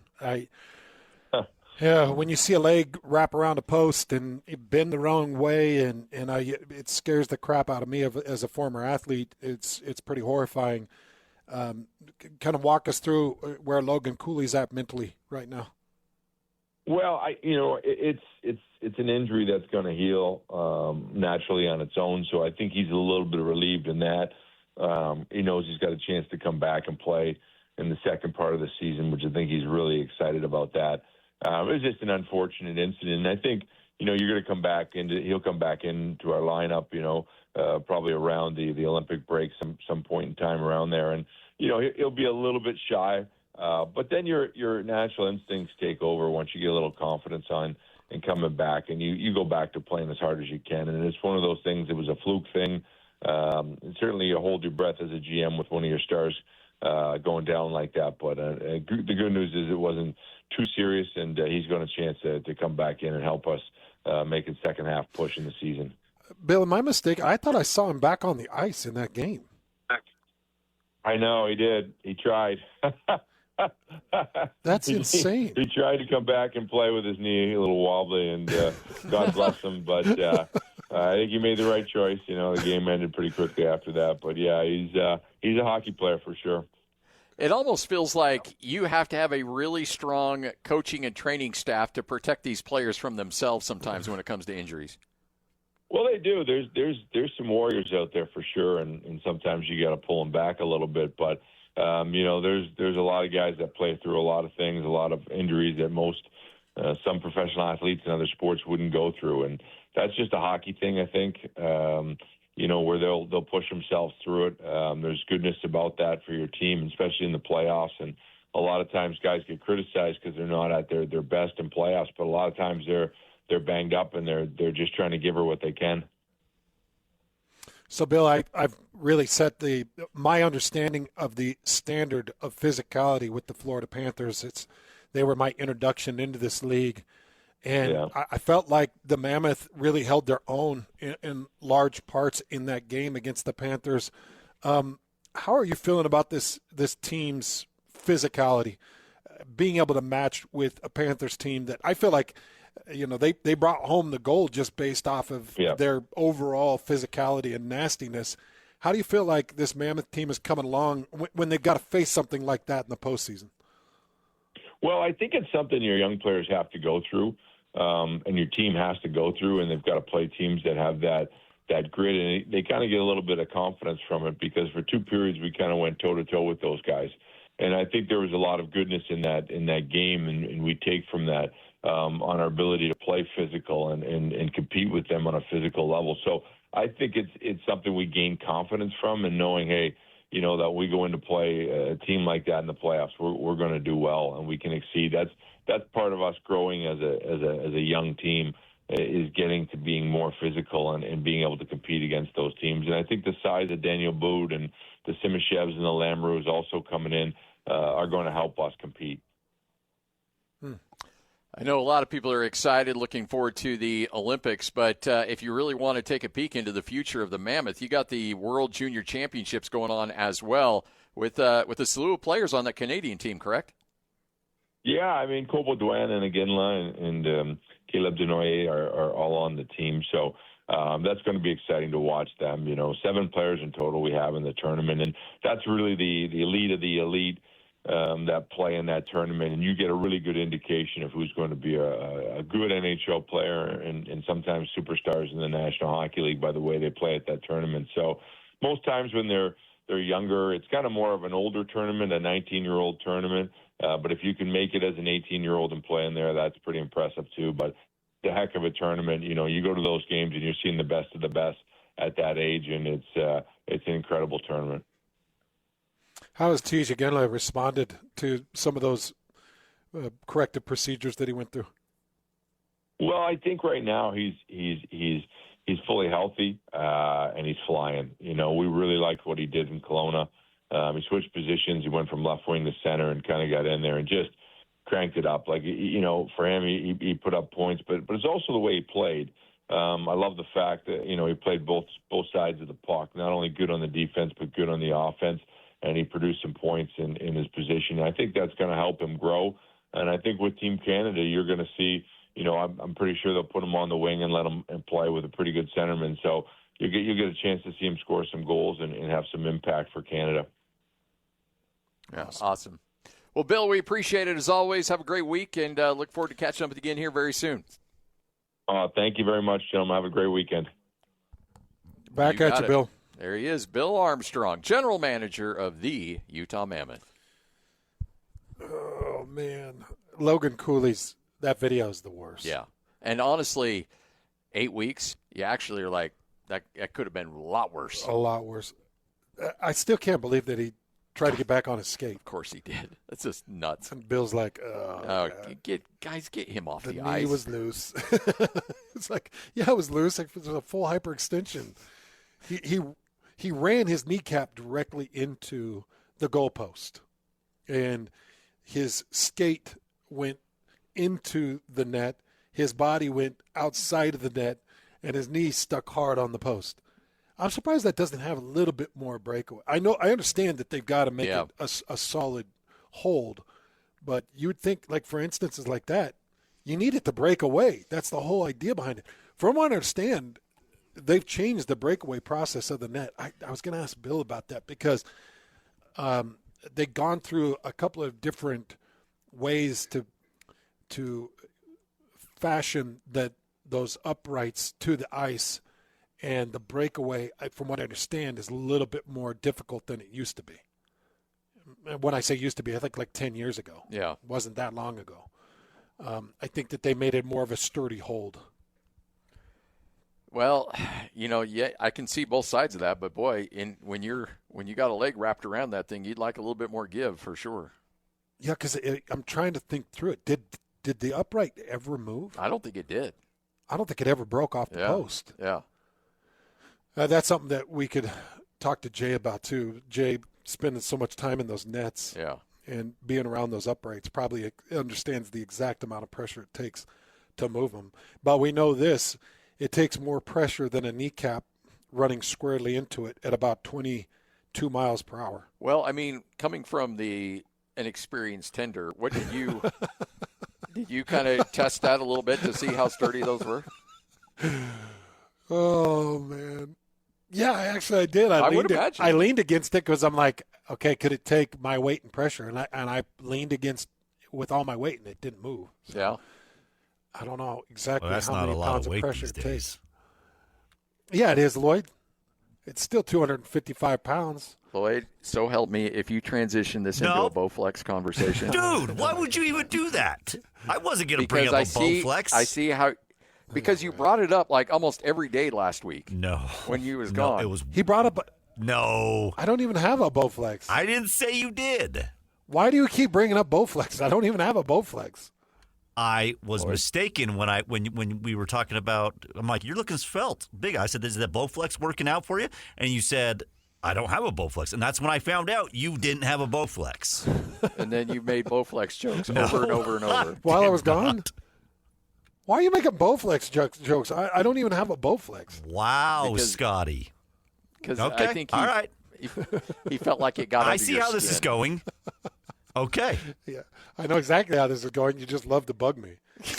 No, I'm not trying to bug you. I'm just saying you're very lean. I don't think it's if it was like old school, like right after the Blaze hands. I think those posts might move. Oh, the upright would have given. Absolutely. For sure. Yeah. All right, Hans and Scotty, 97. What are you doing? Well, I don't know what you're talking about. Yeah, I just wanted to. Yeah. I you're could just see trying to start a fight.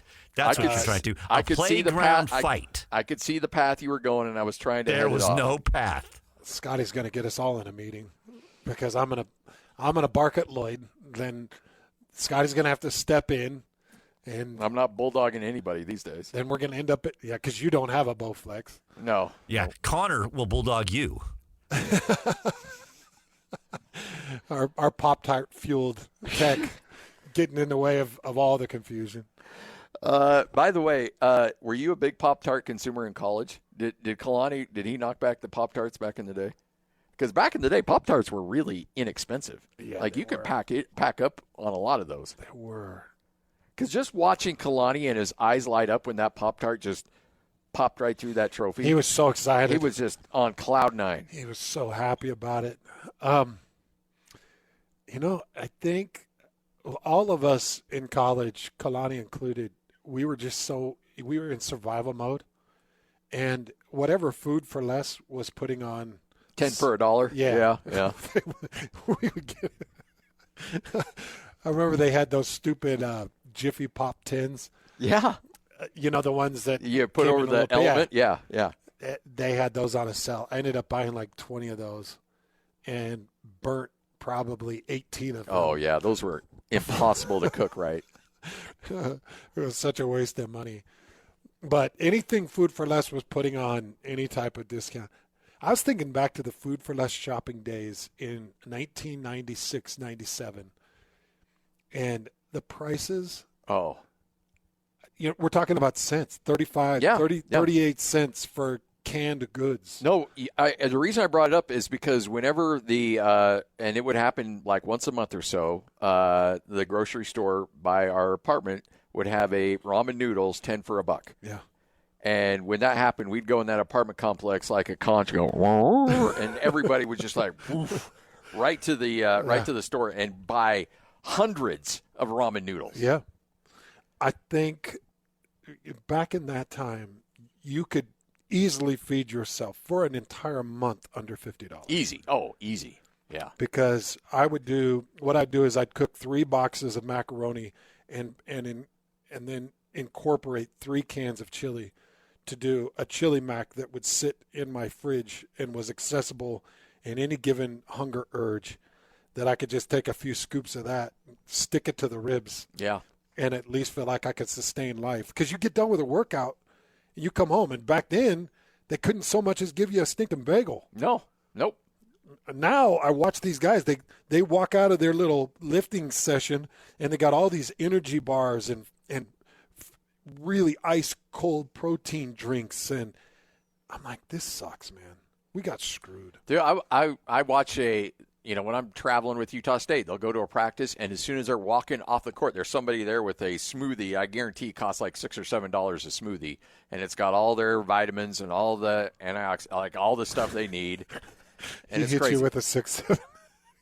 You said 6 or 7. He just got you. Jeez, man. You got to stop doing that. You got Connor. no more. It's my fault. I know. I'm sorry. Did you purposely do this? I did not. I did not purposely do that. Because we've already hit our quota on that. I know. We don't have any more allowable. Like we've already done it. Those dudes have access to all kinds of calories. Good calories. Good calories. Yeah. Back then, I'm slapping in horrible processed garbage just to try to feel satiated to a certain degree, and it's just the worst. Yeah. I want to be paid. I want to go back and play. You imagine and get paid. If you were 18 years old right now with all the qualifications you had in high school and you were coming out right now? Let's just say BYU is spending the money they're spending right now? Let's just say that Miss Amanda Olsen in our early dating life would have had a much better time. She wouldn't have been doing the temp work. I would have got her. She could have quit that job as quick as you could say quit. But there'd still be times she'd come home and the dishes weren't done, and you'd be playing Madden. And no, Blitz. Oh, Blitz. NFL Blitz with the boys. And she's like, why is this place still a mess? She would leave for work at 8 a.m. and the boys were already over. Scotty, Carlos, Hokie, like all the boys. At 8 a.m.? At 8 a.m. We're blitzing it up. And she's leaving for work. And she says, hey, if you could just get the dishes done. And she comes home at like 4:30, 5 o'clock. Dead tired. We're still sitting there blitz, and there's double the dishes in the sink. I was trying to – I didn't know. That's all I knew. You had to entertain. I didn't know that this is how marriage worked. I didn't know. I thought that, we share duties. Yes. I entertain the boys. And she does the dishes. You entertain the dishes. And that's just not how it worked. I did learn that. I feel like you need to say that out loud one more time. Let's not. Oh, those early days of marriage, Scotty, are some of the best. Oh, yeah. They're some of the best. She's got me trained now. I mean, I'm just a trained zoo animal. So let me give you a little word of advice for all you kids that are newlyweds or in a relationship and it's getting serious. This is something that, because my dad, I'm going to blame my dad on this, because my dad was, when it was gifts, he would say, okay, what do we need? Okay, guess what? You're going to get that as a gift. And so I one year my wife's like, we need a new vacuum. That was your gift-giving idea. We need a new vacuum. So guess what I wrapped up for Christmas one year? A working tool? A vacuum. And I bet that was thrill and excitement. I'm just saying, just because you need something doesn't mean that's the gift you should be giving. A vacuum's just something you buy just because you need to buy a vacuum. Don't turn that into a gift opportunity. Well, there's another bad gift-giving idea, and that is gifting your spouse something that you need or want. Yes. As well, which happened to be my first year with the Indianapolis Colts and a big screen TV. I did that too for Mother's Day. Look what we got, babe. This is a great Christmas gift, and you can enjoy it too. Yeah. When I'm not around. Oh man, we got to watch the third fight of the Ward versus Gotti trilogy, and I say we, and it was me. Yeah. And she was just irritated because I made a whole day of it. But man, early days of marriage is the best. Yep. Hans and Scotty right here on The Zone. The wheel is loaded, and it's time to talk some sports. This is Sports Roulette with Hans and Scotty on 97.5, the KSL Sports Zone. Hans Olsen, Scott Gerard, 97.5, the KSL Sports Zone. Hey, Hans, we're going to be on the road on Thursday. We will be with Sandy and the crew at Minky Couture, but not in Layton. No. We've always gone to Layton for Minky Couture. But no, we're going to Draper for our Minky Couture location. So make sure to stop by, say hi. And no more fist pumping, especially on the emails. Like, I love it. I'm so excited. Layton. Is Draper the original home, though? Is that where and I were in a closet? No, that was Layton, too. It was just at a different location up in Layton. Oh, man. The first time we did a show for Minky Couture, Scotty and I showed up. They had our equipment set up in a little closet that was jam-packed with blankets. Yeah. And away from everybody. We couldn't even really turn in our chair. No, we were shoulder to shoulder. Literally. And Sandy was just trying to Lloyd. Sandy was just trying to get this business rocking and rolling, and this lady walks by and says, they don't even need you here advertising. Yeah, she was just in there buying. That mean old lady, yeah. Or she's no longer with us. She was bugged by the sports conversation she was having to listen to. So irate that these two big, ugly dudes were in her blanket business. Kansas City Barbara? Yeah, very similar. Sandy doesn't even need you guys here. Yeah, she's doing fine on her own. Well, she was right. I mean, those blankets just sell themselves. They're so soft and cushy. But we brought in a few of our dudes to go buy those blankets. Yeah, we helped men understand that you can win at gifting. Yes. It doesn't just have to be a vacuum. You're not going to let me forget about that one? No, man. I can't believe you did that. How early in your marriage was that? I don't know, probably year 8, 9. See, you should be trained by then. I know. you were tough to potty train. Yeah, I don't know. I blame my dad on that one. My dad one year for Mother's Day gave my mom a weed eater, and then she opened it up. She's like, "Oh!" And then he took it from her and gave it to me and goes, "Now get to work." That's not true. That's 1,000%. Your dad gifted a weed eater to your mom, which was then put in your hand. And then he took it from her while still in the box and then gave it to me and said, "Now get it out there and get to work." Elsie, you are the queen of all. Yes. To put up with what you've put up with and the terrible gifting. To have a weed eater on a very special day. Maybe she was like, "Oh, good. Now she sees you out working with a weed eater." Maybe she was happy I think she was. But that terrible gift giving came down and was passed down to me. Darn it. And look, my dad's the greatest human being on the planet. I learned so much from him. But we're not all perfect in everything. So, all right, Hans and Scotty, let's get to it. Lloyd, fire up that wheel.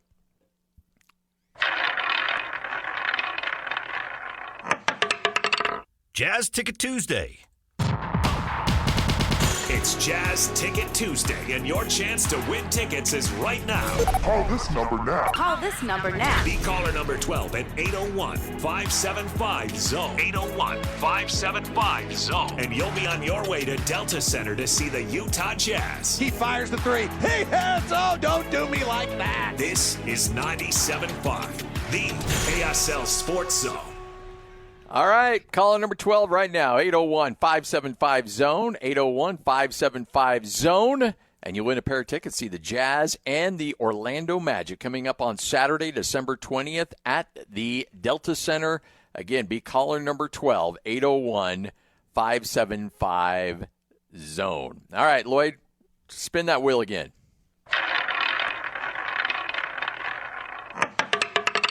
Historic night. It was, speaking of the Utah Jazz, a historic night last night in the Delta Center. Have you noticed, like, people get really fired up because they call it Delta Center, but people want to call it the Delta Center. And there's this weird, like, back and forth. People get really angry about that. Anyway, in the Delta Center last night, the Jazz end up getting the win. But if you turn on any national show, they'll talk about Cooper Flagg because he sets a record for the most points scored by a rookie in their rookie year in a single game. Cooper Flagg, 42 points, 7 rebounds, 6 assists. Now, granted, that game did go into overtime, but Cooper Flagg setting the record. But the Jazz coming away with the victory thanks to Larry Markkinen. 33-16 for Larry. And the Jazz now 10-15 on the season. Hands just 5 games under 500 and are 7-7 at home after beating the Mavericks 140-133. And if you were to start the postseason right now, they would be in a play-in game. Is that really what you want? Is that where you want to be, Lloyd? I don't know. It's just interesting because they're playing just good enough to make you worry a little bit. And I thought it was interesting, too, because there were a bunch of guys they didn't have in the lineup. I know they had Nurkic out and a couple of others that were out. I think Svi didn't play in that game, and they are able to go on and do what they're doing. I think that the story this year for me so far, and it's early, and you and I are going to be wrapping up our college football stuff. You're calling the Idaho Potato Bowl. I'm headed out to Orlando. We'll wrap this up, and then we really jump deep into the Jazz coverage. But I think to this point, the story for me is Keontae George. Oh, yeah. Yep. I think it could be Lauri Markkanen because he's on an all-star level production right now. But for me, it's Keontae George because now you're starting to wonder, what do you have? He goes 5 of 10 from 3 last night and helps push the Jazz over the top to get that OT win against Dallas. The story is Keontae George. I think the story is that the Jazz are probably too good for what they need to be right now because they've got 1 year left of conveyance. Yep. And they've got to avoid it. You can't get to the final year of this. And then give it up. And lose a top 8 pick. Yeah. Yep. You're spot on. And now the schedule is going to ramp up dramatically coming up the end of this month and into January as well. The losses are going to come. But this team may not be as bad as we thought, and certainly is much, much better than what we saw last year when it was the worst team in the NBA record-wise. Well, it's just a wild run. You know, you're 4-2 in the last 6. Yeah. And your 2 losses are against last year's champion and then New York. But you've got wins over Houston. You got wins over Memphis and Dallas. The other one was Brooklyn. Yeah. So it's a really nice stretch right now for the Utah Jazz. But you're right. I'm just looking at this. It does it. This thing tightens up. It gets really tough. Kind of all the way through the middle of January. It gets really tough. All right. One more, Lloyd. Spin it.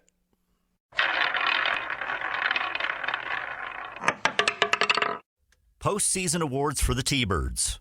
Hey, the FCS All-American team has been announced. Uh-huh. And let's give a shout-out to a couple guys from Southern Utah. Not one, but 2 Southern Utah T-Birds named to the FCS All-American team. Running back Josh Dye from Southern Utah, resident of Gilbert, Arizona, is on the first-team offense. And on the first-team defense from Southern Utah is...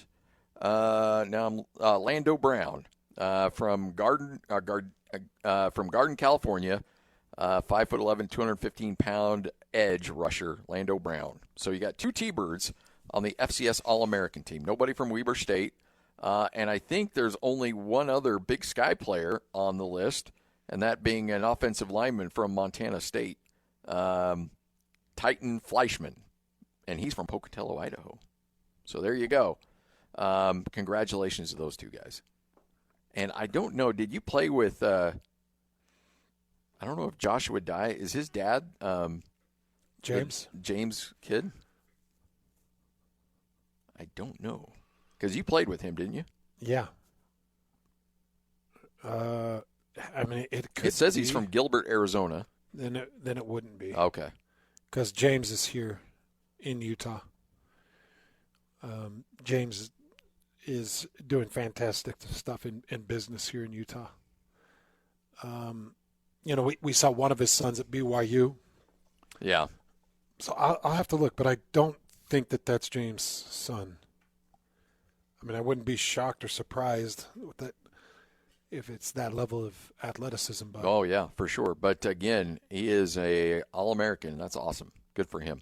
All right, Hans and Scotty, we'll wrap up this bad boy coming up next right here on 97.5, the KSL Sports Zone.